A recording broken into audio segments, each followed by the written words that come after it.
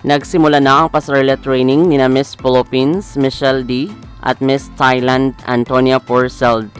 Ito ay para sa paghahanda ng upcoming Miss Universe 2023 competition na gaganapin sa bansang El Salvador.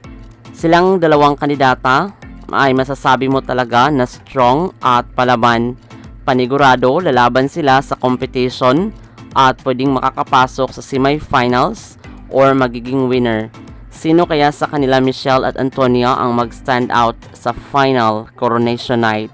Maraming salamat sa panonood. Para maging updated ka, huwag kalimutang mag-subscribe.